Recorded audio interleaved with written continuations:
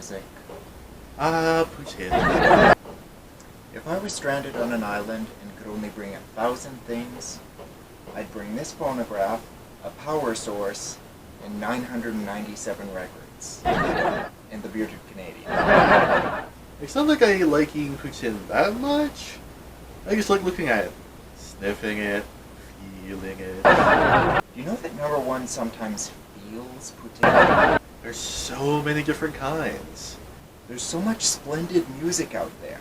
You've got pop, you've got blues, rock, You've got original, you've got oven fried, cheese, country, polka, animated movie soundtrack, sweet potato, duck, meatball, military marches, monarchist, maple bacon, dessert, gospel, pizza, classical, and of course my number one Putin, and my favorite music, hymns and chants.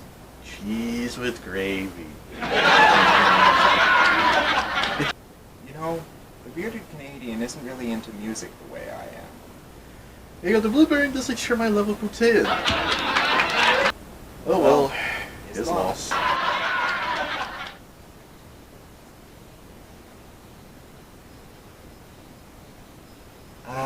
Music. Putin. Come, Josephine, in my flying machine. Going up she goes, up she goes. Balance yourself like a bird on a beam. Good day, everyone. 'Tis I, the Blue Baron, defender of traditionalism. It is Traditio Monarchia! And his faithful assistant, the bearded Canadian. And welcome to the next part of Love Month. This time, we'll be covering the facet of love known as philia.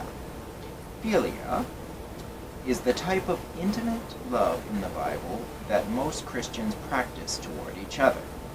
The Greek term describes the powerful emotional bond seen in deep friendships. The hallmark of philia, or friendship, is shared goodwill. Aristotle believed that a person can bear goodwill to another for one of three reasons: that he is useful, that he is pleasant, and above all, that he is good. That is, rational and virtuous. At least by the standards of the time, anyways. Friendships founded on goodness are associated not only with mutual benefit, but also with companionship, dependability, and trust. For Plato, the best kind of friendship is that which lovers have with each other. It is a philia born out of eros, and that in turn feeds back into eros to strengthen and develop it, transforming it from a lust for possession into a shared desire for a higher level of understanding of the self, the other, and the world.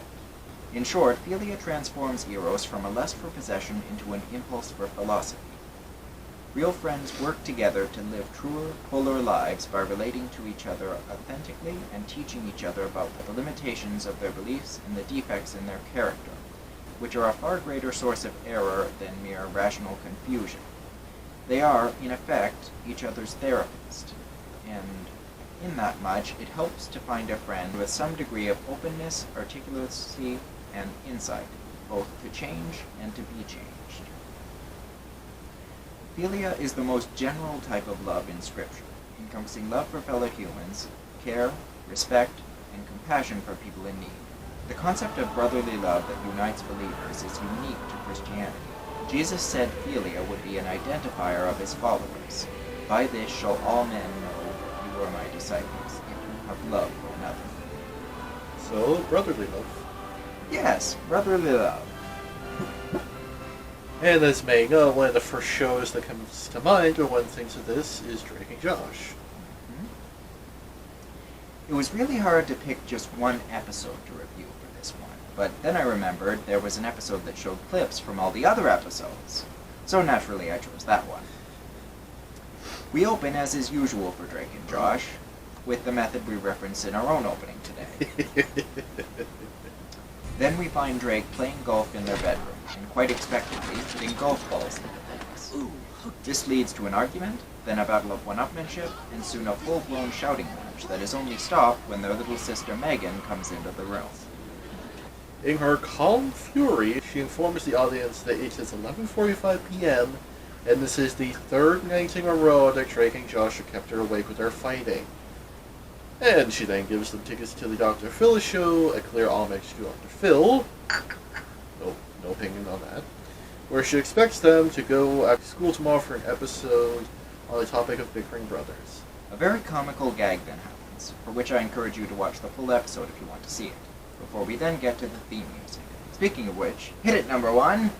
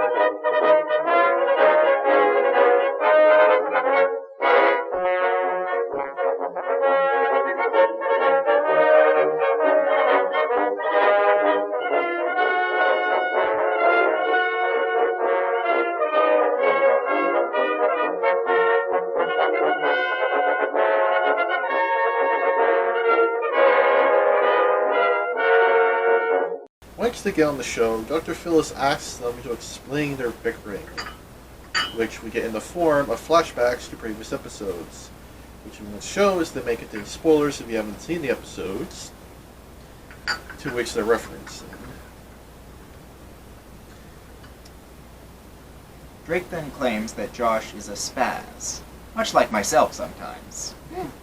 And we get flashbacks which show this, after which it becomes Josh's turn to speak, and he tells us how Drake can be aggravating. That's what it's like living with Drake in your life. All right. Well, we are going to break for a commercial now, and during that time, Drake and Josh, I would like you both to think about happier times that you've shared. Like before he moved into my life? Not give it a rest. Everyone here knows the truth, and nobody needs to hear you complain about your personal problems and blah. Alright, well, we are also going to break tea, and during that time, How like I supposed to think about the happy times we've shared? number one, every time we've shared has been a happy time. Forgiving the arguments? Yes, because I've never really seen them as arguments, more as intellectual debates, really, and I love to debate. Plus, unlike my grandmother, you don't get visibly frustrated with me during a debate, or at least You not to the haven't extent she seen- does. You haven't seen me enraged. Exactly. It's not pretty. Well, exactly, I haven't seen it. We're like two gentlemen reclining in a lounge with our thinking pipes and having a philosophical discussion. Ugh, philosophy. Or we would be if you dressed better anyway. Actually, scratch that. You're like the average Joe flatcap that I pulled into the gentleman's club from off the street, and now I'm able to dominate the conversation with due to being well versed in articulating my points in a refined and civilized manner. I'm the Victorian gentleman, and you're the Victorian workman from the street. You're kind of like Jasper and Horace from 101 Dalmatians, except you're loyal and not solely motivated by the promise of money. I've been thinking. You've been thinking? Number one, I warned you about thinking. Yes, but, well, I want my boodle. Not 1 shilling till the job is done. Do you understand? Now you've gone and done it. You've cut me to the quick, man. Why, I wouldn't stay here if you asked me to. Not even for a cup of tea? No.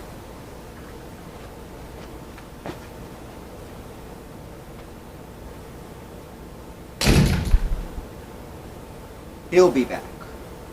I hope. Anyway, getting back to the review, let's see how Drake and Josh resolve their differences. I find that when there is tension between two siblings, sometimes that tension could be coming from another source. Of course!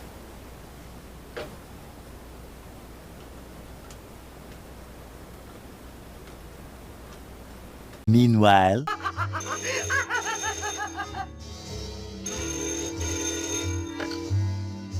Hello. Ahoy hoy, 'tis... Jasper. What? No, it's the Blue Baron, defender of... Jasper, you idiot. How dare you call here? I told you I'm not Jasper, I'm the Blue Baron, and I'm calling to complain about your influence on my review show. You're throwing off my style. what? But we don't want no more of this here. We want our boodle. We'll settle for half. Not 1 shilling till the job's done. Is there someone else on the line? Ah, shut up, you idiot. What? Oh, no, not you. I mean, Norris here. Why, you imbecile!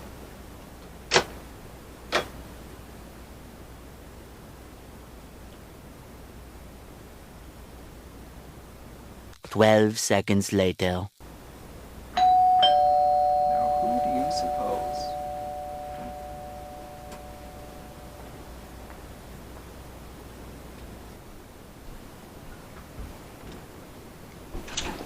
We're from the gas company.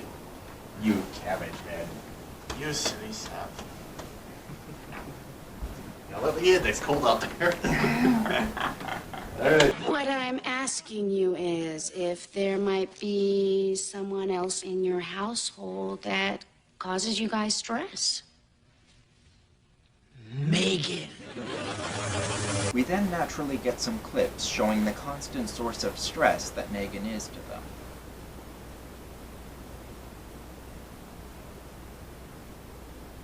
Oh, I find it hard to believe that an 11-year-old girl did all those things to you. Well, it's true. Yeah. You want to see the scars and bruises? No, thank you. Now, what I'd like you to do is try a physical exercise. If you could turn and face each other. Now, take each other's hands. Ew. Gross. I see nothing gross about that. I do. No, you don't. We know what it is, and that's what matters. Besides, it's fun to watch people's reactions. Now, I want you to close your eyes and think back to a time. Ow! Clip and then- He pinched my palm. Great. Unfortunately, this leads to a physical fight, after which we get a series of flashbacks showing the rare occasions when they physically fought. After that, Dr. Phyllis calls them out for letting their bickering escalate to physical confrontations and tells them they should be ashamed of themselves. Josh then defends himself, saying he will not share the blame, as he believes he is the victim. When Drake questions this, Josh says that Drake is always trying to take advantage of him, and then points out that it's not just him, but many others that Drake takes advantage of, giving the example of Hot Liza. What follows is an honestly hilarious scene, which I won't spoil here. I encourage you all to watch the full episode in its entirety to see this scene and others. But now, we'll cut to the end. Rick and Josh head home after the show where we get this exchange. You know what really bugged me about being on her show? What's that? Well, I mean, she only made us talk about the bad times between us. Yeah. We're not always fighting. No way. We do nice stuff for each other. Totally. Shall we reminisce? Let's.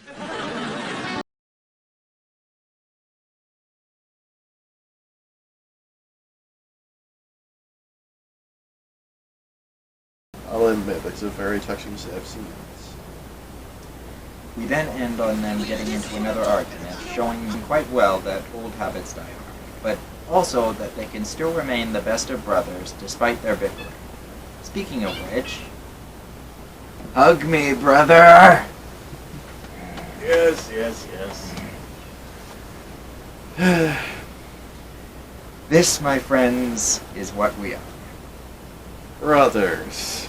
Only closer. Why do you have to make everything weird? I don't make everything weird. You just don't share the same sense of humor that I do. That's because yours is weird. I prefer the term eccentric. Weird. Unusual. Weird.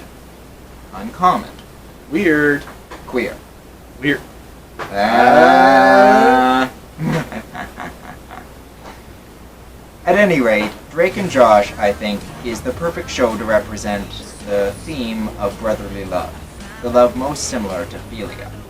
The beautiful thing about philia is that its brotherly nature is not limited to one type of brothers. The most obvious type of brothers, of course, is the type that consists of two men born from the same parents. However, there are also brothers in arms, brothers in a cause, and the older biblical term of using brother to apply to any male relative who one is not directly descended from. That's because neither Hebrew nor Aramaic actually had a word for cousin. That's interesting. It is, yes. So they could use a circumlocation, like the son of my uncle, but circumlocations are clumsy and take too long to say, so they often just use brother instead because it's faster and easier. Of course, the strongest type of brotherhood is that based around shared blood, but even with that, there are actually 3 different types. There is brotherhood by the blood from one's parents, brotherhood by the blood from the practice of quite literally sharing blood with each other, and finally, there is the last type, brotherhood by the blood of the Lamb. And this is the most profound one of all. I'm the Blue Baron, defender of traditionalism. God bless you all, and remember, Fides Traditio Monarchia!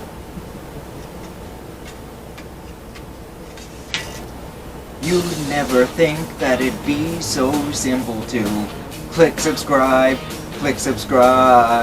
and you'll always think that you were so crazy to not subscribe. If you open up your mind, see what's inside. It's gonna take some time to realign. But if you look inside, I'm sure you'll find that you should seriously consider subscribing, sharing, and supporting. Though not of his singing. It was actually pretty good, I think.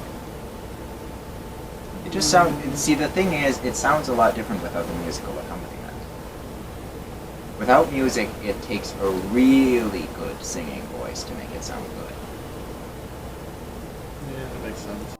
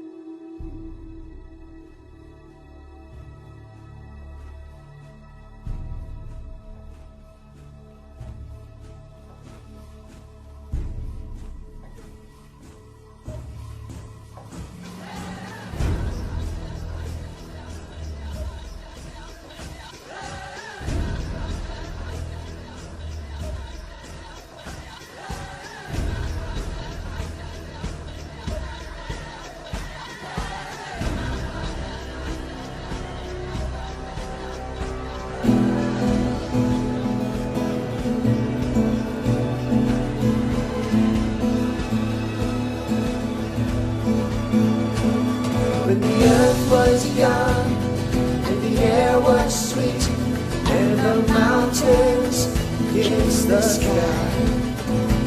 In the great beyond, with its very plants, man and nature lived side by side. In this wilderness, danger and beauty, lived 3 brothers. Full of joy, they ask now for guidance, reaching out to the skies up above. Great spirits of all living before, take our hands and lead us, fill our hearts and souls with all you know. Know that in your eyes, we are all the same. Brothers who treat each other in this world. Brothers all the same. Give us wisdom to pass to each other. Give us strength so we understand. things we do, the choices we make, give direction to all life's plans. To look and wonder at all we've been given, in a world that's not always as it seems. Every corner we turn only leads to another. A journey ends, but another begins. Great spirits of all who live before, take our hands and lead us. Fill our hearts with